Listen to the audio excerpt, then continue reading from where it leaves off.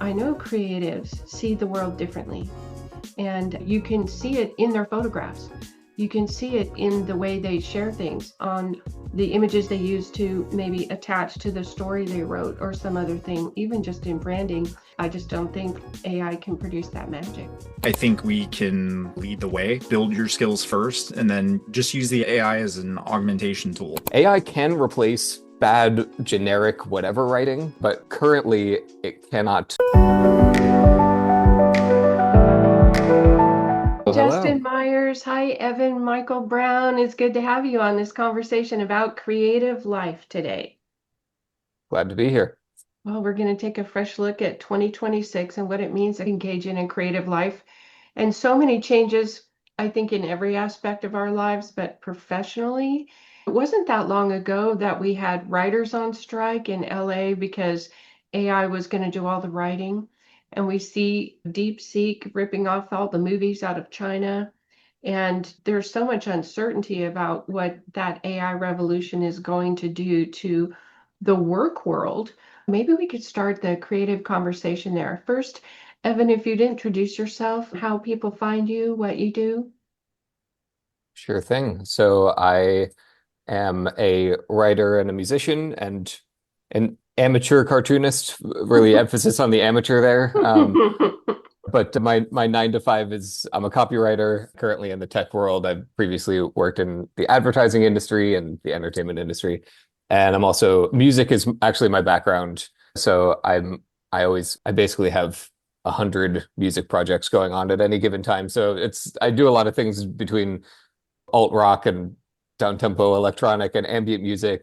But I'm a media composer. So I make music. I compose music for video, like film or ads and things like that. I have a lot going on at any given time, but it's mostly self-inflicted because a lot of it is just my own personal projects. And But yeah, people say, how are you? What projects are you working on? You say, how much time do you have? I say I don't even know I just go blank because I don't know which to start on. But yeah, you can check out all the many things that I do on my website. You just go to endmiddlebeginning.com and that's where you can check out music or stuff that I'm writing, or I'm actually working on a huge writing project right now that I'm pretty excited to reveal at some point soon. So Wonderful. That's where I found you. And middle beginning, talking about personal philosophy, and we featured it on a recent roundtable. that's right. That was one of my blog posts. Congrats on your departure from Madison Avenue. I imagine the world got brighter that day. So good for you. It was definitely a big change. I had a lot of fun doing the ad stuff, but I'm happy where I'm at now. Yeah, there's a Yeah, lot of the pressure. ad agency world is brutal. Mm. Yeah, it's exciting, but not always in a good way, and it can be very unpredictable and there's a lot going on. It could be stressful. At least in where I'm at right now in tech, it feels a lot more kind of stable and calm, which is a nice change. I like a little chaos, but maybe sometimes it's a little too I much. haven't heard tech described as stable and calm before. Maybe Agreed. only a Yeah, Madison no, I Avenue mean, refugee would call it to that. be fair, there's plenty of not so calm and very chaotic tech out there as well, but I happen to be in a place that is comparatively pretty stable and calm, and so that's a plus. You're in a great spot. Yeah, that's wonderful. Justin, you want to share a little bit about what you've done or what you're up to, or it's nobody's business? How are you doing? Nobody's damn business. Yeah, I got my start through playing in indie bands. And so we got signed, but we were always the lesser artist on whatever label we were on. And we could only get money for recording and CD duplication. So we had to fund everything else and started screen printing out of the back of a handicap bus that we bought at auction. Your Scooby-Doo van for t-shirt screen. Yeah, and we wired in a PlayStation and some bunk beds, welded in some bunk beds, and that was pretty That's the much it. life. But yeah, I Right. ended up just designing for just smaller bands, smaller labels, realized I could make money at it. Remembered my grandfather was an illustrator for Howard Hughes and Douglas Aircraft. And so I talked to him a little bit about it, and he's like, yeah, I went to school for it. And was like, wow, people go to school for this. And so I was always naturally gifted at it, but decided to go to school, ended up working for most of the big agencies out there, worked as a senior brand designer for MTV for a few years. But I'm mostly in branding and visual art for entertainment, like artist tours, stuff like that. Fun. Wow. I don't do any of those things. I like to tell people first, understand I have no spatial reasoning. So whatever I do, it won't be balanced, even, or in the right colors. But then I'll start. So I know I shared the thumbnail for today's video. My first line was, don't have a comment about this thumbnail. This is my capacity. I don't compare to you guys. Off we go. But the creative life has been impacted 2026 with AI, and I'm going to share below a comment on LinkedIn from Kevin O'Leary, who is with Shark Tank, or that's one of the things he does. And he just said this week on LinkedIn that he hired a chief designer for his projects for $350,000 a year. And he said the idea that good design can be done by AI is faulty. I can't find any AI that can do good design worth a damn. And so I just got a premium designer and put him hard to work. So I think you can find an opinion all over the map. You know, the writers are gone. Good writing is always valuable.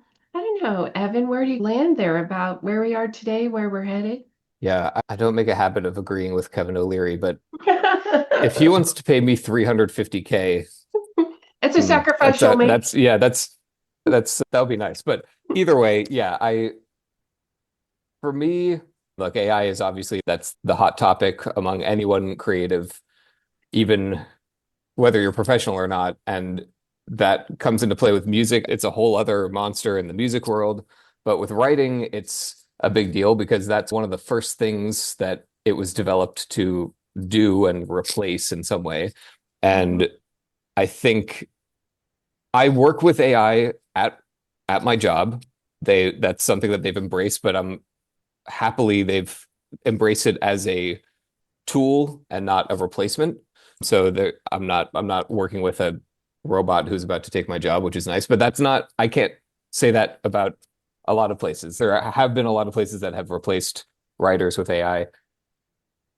I think it's a mistake for many reasons. I agree with Mr. O'Leary on the kind of quality bar. I think that AI can replace bad generic whatever writing, but currently it cannot.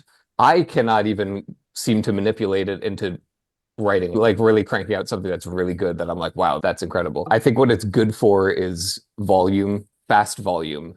And I think the future of writing and AI is probably one where the writers become more curators and editors and learn how to write prompts and engineering prompts and say, give me 15 variation. Here's what I'm trying to do. Here's what I need you to accomplish. Give me 15 variations. And then it instantly writes 15 things at once. And the writer's job is to pick through that, like sift through that and find the gems. That's what I do sometimes when I do use AI. I'm like, I'm searching for the gems. I'm saying, that's not good. That's not good. Oh, that's an interesting idea. And then curating and editing or writing something new based off of that. I think that's probably the way things are going. But I also think that a lot of people have already been replaced and taken out of the picture just out of convenience without much thought. And I think that's going to come back to bite a lot of Yes, the companies when, backlash has started. I think you're right. yeah, I think that I hope also that a lot of these people who have gotten laid off or replaced or what have you are going to find new opportunities as companies realize, wait a second, the AI isn't actually, it's not doing the quality. There is a major advantage to high quality things, especially when your clients are human. Your customer is a human. So I think the scales got tipped a little too far and people are really over enthusiastically seeking the cost cutting measures. I also believe though that with how fast it is advancing, I'm not so arrogant to say that at some point AI won't be able to write as well as me or some other writers who have some skill out there. So that does concern me. I don't know when that'll happen, but I can't sit here and be like, just because it's not good enough now doesn't mean it'll never be good enough. Tough to say. It's definitely I think a lot of creative people are very nervous about, creative professionals are very nervous about AI. It's hard to know. It's such a new frontier and it's changing so rapidly, but it feels like it'll give you a rough draft of something. It'll give you a starting point. It'll compare three ideas and it leads you down the pathway for your better polish of that or more complete understanding of it. But it always feels a little me too. It's like a Chinese knockoff or something. And for some people, that's good enough because it costs $1 or something. And for others, that's a starting point, not a finished product. They want something more. Yeah. So I guess it depends, Justin, you could speak to the brand value of AI slop. And if you're selling something that costs a nickel, who cares? If you're selling something that costs $500, maybe no slop. What do you think?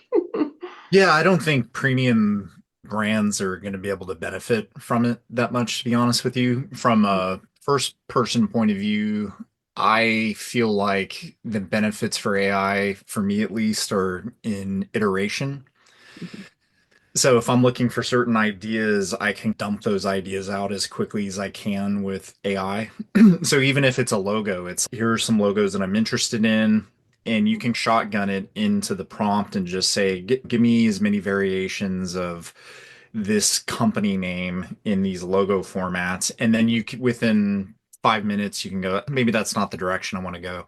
So you're not necessarily using it to get a final product. You're Mhm. getting it to speed up your decision making process. And yeah, but personally, it reminds me of two different scenarios I can remember. I remember when Adobe went to a license, like a cloud service, and so everyone and their mom was suddenly a designer. And what was this like 2012? I'm trying to think. But yeah, it was weird. Everyone was getting all these cheap, untalented creatives. And another thing too, when I taught for a few semesters at an art college, and they were hiring these grads in director roles. Like they didn't have to go through any kind of well, when I was coming up, it took you 10 years to be a creative director. And so they were getting these young, trendy students and they would put them in these roles at half the salary, and it didn't work out. And then same with digital photography. What that did is it pushed up the value of film. People that did traditional. So I guess the analogy is I think there's a ton of hype, and I think you're going to see the holes. And two, a lot of these companies that are going completely AI, I was telling Myrna this a couple weeks ago, they're hiring these people back as contractors. At So a it's not discount. working out for them either. There aren't many great success stories of integrating AI yet that I'm aware of. Oh, at enterprise level, there's almost none. They just came out with a report about that. And I think I was listening to, I think his name is David Friedman from the All In podcast, and he's a founder and one of these venture guys that, has fingers in the pies of 10 startups or something, including his own. And he was saying, if you think about tech over the first decade, when you have some new tech and it launches, that there's this diffusion process. And he said, think about how computing allowed people to create Shopify, and Shopify allowed people to start little businesses because it got so simple down at the consumer level that someone can sell their knit hats for babies and have a side hustle. But that diffusion takes a little while to come through the population for regular people use and regular people benefit. So in the beginning, the titans of industry are getting these benefits. The billionaires are becoming trillionaires, but it does trickle down through a population. I'm thinking about people using AI to write music, people that are using AI to do different art.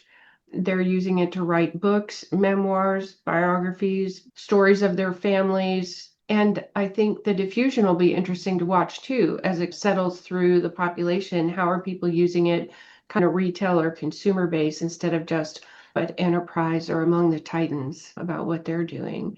So be interesting to see. I think a net positive. It's messing up copyright law all over. Canva lawyers are responding to people who use Canva for book covers, and they have this whole disclosure now about you have to change the AI artwork personally in your Canva. So it's a combination of AI and your personal input. You can't just use AI and then think you can copyright it. So like all the rules are changing in real time. It's a lot to keep up with. Yeah, and Yeah. sorry, Justin. I think that there's also, I want to, if you don't mind, I want to touch on two things that you're mentioning, because on the one side, I want to talk about on the corporate side, I think there's also this, the backlash risk is real. And anytime a company puts out a product and people get a whiff of the possibility that AI was involved, it's not a great look. People get angry, people will boycott, people will say, I want nothing to do with this, because a lot of people are very vocally anti-AI, and I agree with them in a lot of ways. So it's something that if a company isn't careful about it, it's another way it can come back and bite them. The other thing that you were talking about with everyone is, or a lot more of just everyday people are using AI to do creative things. I think I have a visceral reaction to that, because on the one hand, I love when creative things become more accessible to people, and someone who has a vision and isn't quite sure how to execute it is able to. Something like maybe if their family legacy things, like putting together a book with the story of their family, or maybe a memoir that they want to pass on to their kids and they don't have time to write a book themselves. I totally get that, and that's cool. But it's such a fine line, because at some point you're taking the creating part out of creativity, and the creating part is hard. And the creating part sometimes really sucks, honestly. Like it could be really tedious, it could be really frustrating. It's a challenge. But to me, the whole idea, the whole point of being creative is that you get through, like it's a personal growth thing where when you have that final product, you're like, oh my God, I went through hell to get here. I tried so hard. I worked for years to build these skills. Or it took forever to write a book, and it was an insane process, and I can't believe I did it. And now I am so satisfied. I feel this fulfillment in life, and I feel really proud of myself for making this thing. And for me, that's always been the goal, as frustrating as it could be and as hard as the struggle can be to get there. And with AI, if you're cutting enough corners, if the machine is doing the creating for you, then what do you actually get out of it? And some people are selling it, some people aren't, whatever. But what are you actually, and maybe some people have an answer for that. I don't know. I'm not going to speak for everyone, but to me, it's like the whole point of being creative is that it's fulfilling and it makes my life more fulfilling and kind of more worth living. It's like a purpose, right? And so as soon as you start taking shortcuts, it's like there's a fine line between a really useful tool and getting rid of the part that makes this whole thing have a point to you in the first place. Yeah, I think yeah. those are two different groups of people, though. I think like the mom and pop shops, hmm the little restaurants and things like that, they're never going to be creative. And what AI can give them is better than some uncle that spray painted a sign and sat there for 20 years kind of thing. So I think it benefits them the most. But what you're talking about with the creatives stifling their own development by using AI, I think that's probably a smaller case study. And I think people like yourself and myself, I think we can lead the way, build your skills first, and then just use the AI as an augmentation tool. If you're a cartoonist, give me some poses of this character. Maybe you're not quite as good at transitioning the frames. Maybe it helps you figure out what those frames are, and then you go back and redraw them. So I think it can help people like us, but we're always going to want to do a bulk of the actual creating. I think it reminds me of customer support centers that got offshored and they saved so much money. But then they really didn't over time because customers would abandon their plans when someone who didn't sound like they were from here but called themselves Dave could not understand the request of how come you billed me twice for this thing this month. Customer support is no more Indian call centers. And you actually hear people say, our support center is US based. It's not just English speaking, it's US based. It's okay. Sally, knock it off. I don't want to pay for this twice. Okay, sorry. You know, what I mean, you can get there quickly without kind of navigating a language barrier first about. Oh, I spent 3 months trying to return a mattress to Walmart. And when you call there's no way to skip past it. When you get through the automated call lines, Trying when to you press three or 0 or four press 1. yeah, I'm like, you can get through those quicker. Once you've done it 3 or 4 times, to start with 1, go to 5, go to 8, and then you're immediately there. But with these AI call filter systems or whatever, you can sit there and say customer service 20 times in a row, and it will not push you through customer service. Yeah, I'm not really sure that's a money-saving feature if you're disappointing your end user or your customer. And I think it depends too on what did that customer spend with you? So what kind of I investment they make? Yeah, I think quality is always going to be king. And so if you can figure out a way to use AI without sacrificing that quality, then I think that's the real winner. Not somebody that's, we're all AI. That's for shareholders. It's a Yeah. buzzword so that you can get a Yeah, big it's more numbers. revenue for you, Titan. Yeah. I think client work is going to be impacted, and I'm curious about this for you guys. I work with clients, executive coaching, personal coaching, that sort of thing. And I help them figure out how to manage their calendar, or how to get themselves more organized, or how to delegate better, that kind of thing. And there are tools that are coming online about that. Calendly invited me into some beta experiment for an AI tool to reschedule people that miss meetings. Like, am I ready for the Calendly robot? I don't know if I'm ready. But said the boomer, right? This is too fast, slow down. I've met people who, on the down low, would hire on Upwork or other databases like that an overseas accountant to produce their projections and then roll those projections into their work to present a proposal, and not disclosing to the client that I have help in the background to do some of this for you. I think AI is going to work like that too. Did you use AI to do this forecasting? How much of this is you and how much of this is Claude or Cowork or something? And then AI works so fast, especially with creatives, you can't necessarily get that light bulb pulled on fast. You might need 2 weeks or 3 weeks for that idea to finally gel. And AI is at the speed of sound, and so speed of light. Are they going to expect quicker work? And what kind of disclosure do you do to say, yeah, this is mostly me? Evan, I was curious. I haven't had much luck in training bots. So the thing that I was excited about was I have a very particular style. I have a I was thinking I could build a library of typography, old marks, color combos, all that. And I, for the life of me, could not get any AI platform to develop any kind of learned. Because I was thinking if you could do that, if you could upload your writing style, I love Thoreau, I love Nietzsche, whatever. Here, and then you upload some of your writing and all that kind of stuff. You would assume that it would lock in and get the tone and get all that stuff. I can't get it to do that to save my life. I've looked at so many videos. I've used other platforms to help write prompts for the other platform, anything you can think of, and it's like you'll upload Saul Bass's branding work, which is so simple and specific, and then it'll just spit out some life is good Florida cheesy boomer logo. It's like it never saw the references. It just produces whatever it wants to produce.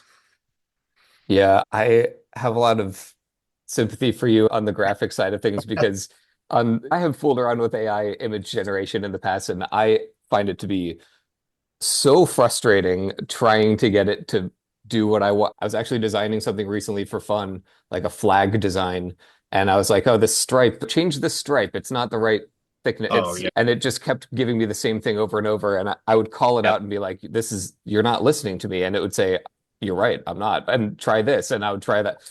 So it's definitely, I'm still learning as far as all the prompting goes and the training and things like that. There's no doubt that I could upload a bunch of my writing and have it be able to write things in my voice. I haven't done that. Other people have definitely done that. I haven't done that because that doesn't interest me. I don't have a use for that personally.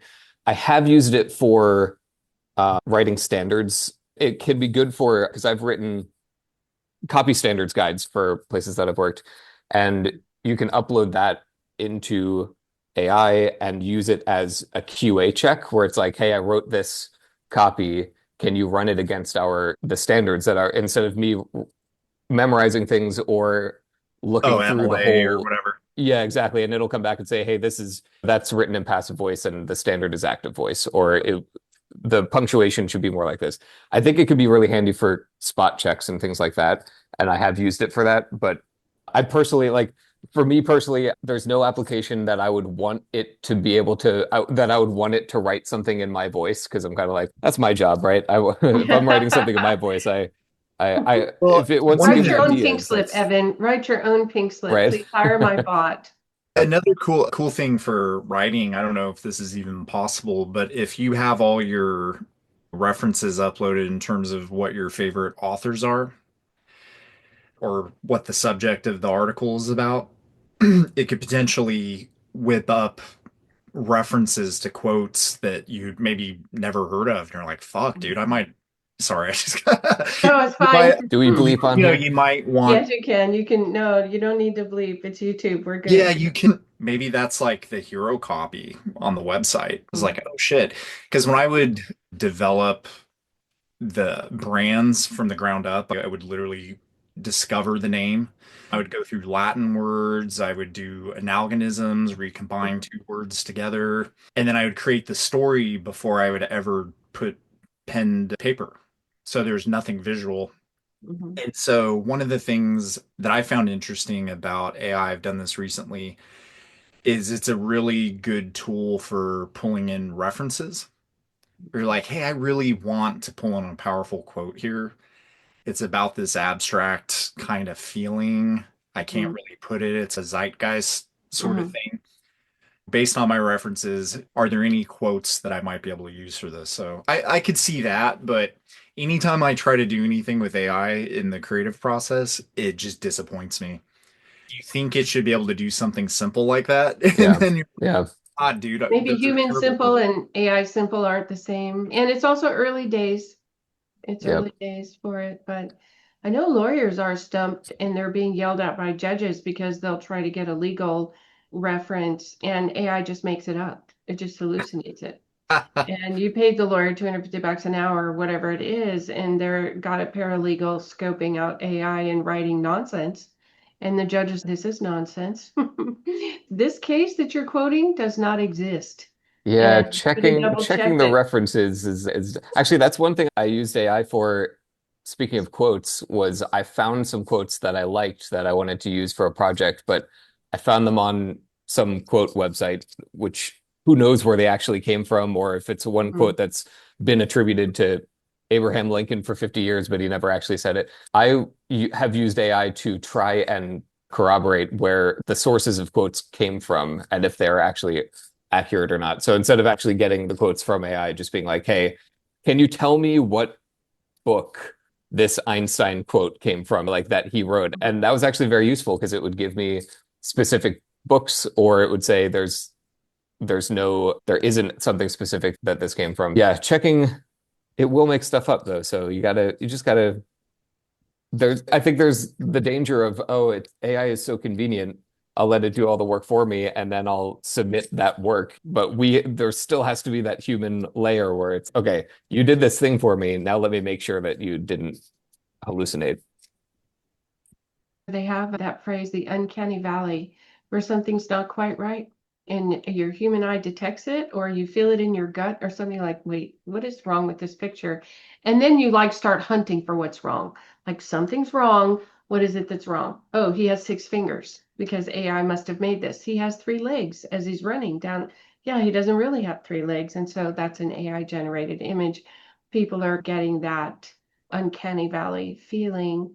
And if you're trying to do true creative, it hits you different. I mentioned as I was trying to find an image from Unsplash for the thumbnail for this interview, I know creatives see the world differently. And you can see it in their photographs.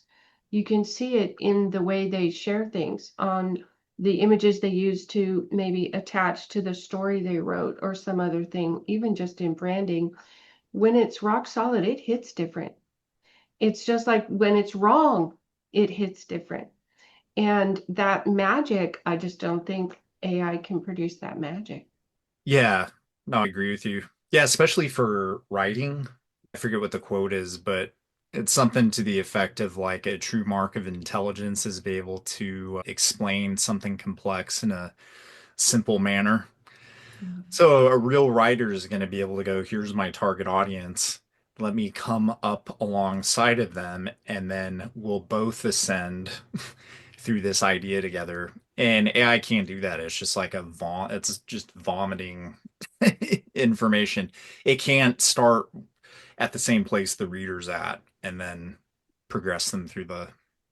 Yeah, you make a really good point with that, which is my whole job for years now has been getting into the minds of the people that I'm trying to speak to and connect with and the customer. And it's been a really wide variety of demographic, and none of them are me. And it's really interesting. It's for me, one of my favorite parts of the process is that part is trying to understand what kind of how to speak to people. And you're right. The hardest thing is to make something complex and make it simple. Simple is so much harder than complex. And right now I do a lot of UX copy, which is the words in the app, basically. Yeah. And it's like you got to try and convey an idea and maybe convince someone to do something, and you got 2 sentences to do it. Good luck. And AI can only take you so far. It can give you some ideas, but the uncanny valley effect absolutely exists in words and visuals, and it's there and people can spot it. It's harder and harder to spot, which is the scary thing, but I certainly can see it in writing at this point. It's been good having this conversation. I want to go around the table once and ask what is fun and creatively what's interesting to you right now. Evan, you want to share? I know you have a long menu of projects to choose from to talk about, but is there anything you like? I'd like to talk about this project that's fun and interesting to me right now. Sure. Let's see. What am I doing right now? So I am actually working on a book. That's the kind of the big project that I was Industry referencing book, earlier. personal book. It's a book I would say it's a personal project for sure. It's a book about creativity and the creative process because that's Hmm. what I think about all the time. And I recorded all the audio for the audiobook that's being edited together right now. And I'm hoping to first release it as a podcast because the world needs another podcast. Absolutely. But it's been a long-term project, and I'm coming up on as close to the end as I've ever felt. So I'm very excited about that. I don't know when exactly I'll actually be able to get it out into the world, but certainly sometime this year. Oh, very exciting. A book. How about for you? Well, I know you have some travel fun excitement up ahead of you, Justin. Are there any projects you feel like talking about or? Yeah, I just have things on the shelf that need to come off the shelf. It's hard when you need to put your head down for 30 days consecutively to get A to B done, That's what I'm and then doing. to have that time to do Yeah, it. that's why I'm leaving the country. I'm going full monk mode, just Jan Co disappearing, style, get lost for 3 months. just disappearing. But I think at this stage in my career, I think I just value freedom more than Mhm. anything. And it's really difficult when you're working on projects in my field because a lot of things are done by committee. And so you can get hired with the pretense that you are a design god and will be worshipped, and you will still have to face the tribunal of secretaries giving their opinions on projects, janitors. My sister's cousin's boyfriend. Yeah. Mhm. Otis, the Otis, the maintenance guy, he's got a copy of Photoshop. He came up with this. He Mhm. thinks this is better. That's how it always goes. Mhm. Doesn't matter how high level you are, people can't, the temptation to touch somebody else's work is just too great. So I like things where I have 100% autonomy. I can walk away if it doesn't feel like a fit. I know that's the dream of fulfilling your creative vision about something unimpeded.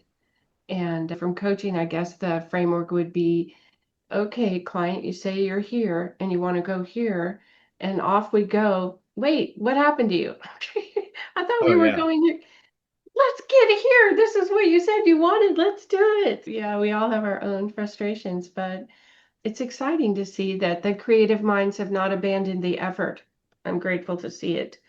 And beautiful buildings, beautiful painting, beautiful writing, beautiful music is still on the table, still on the table. I think Don't the give up. value, the people that continue to hone their craft, I think if we're getting paid 100, 200, 300 an hour, double, triple it in 5 years. If Mhm. you're still at that level, I think the distance between what AI can do and what a true craftsman can do are just Yeah, night and day. yeah. Yeah. And some people will see it and some people won't. Some people will settle for the Timu version and be happy to pay $9.99 for it. And they can have it all day if they want Yeah, to. but those are the people you didn't want to work with anyway. So I Right. think AI, in a weird way, Didn't is a create this filter. bifurcation, right? Yeah, it's a filter. The second you sit down with a potential client and they just start rattling off automation and all that kind of shit, it's like, Thank you for your time. we're good. Yeah, Or that's a good you say, point. They were never going to value you anyway, certainly not at the value that you actually deserve. Mhm. no. And shit, you could spin up a mini agency within your agency that just deals with those types of clients. So you let your brand new employees run all the AI experiments, give them the AI slot. Yeah, I was going to I'm say, I sorry, don't want to be on that team.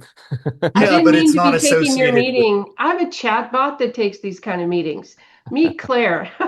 She'll take the meeting from No, I'm here. serious. You could have two agencies. You have one nested in the other, and then you don't associate your main brand with work you did, and then you Yeah. still get the money. Give the Well, people what they want. If they want the slop, give them the slop. yeah, there we go. You can be agnostic. I follow James Lucas on Substack, if you guys haven't seen him, and he captures beauty in the world. A painting in a cathedral, the way a park was designed, all different kinds of things. He just notices the beauty and shares it on Substack. I appreciate people who have an eye for beautiful things and share them and create them. So thanks for giving us this update, you guys. Any final thoughts, Evan? No, thanks for having me. This is a fun conversation. Yeah, no, it's delightful to get to know you. How about you, Justin? Final thoughts? No. Okay, my final thought is if you're a creative, keep going. Don't give up. It gets better from here. All right, you guys. Thanks everybody who joined us. See you all Nice next seeing time. you, Evan.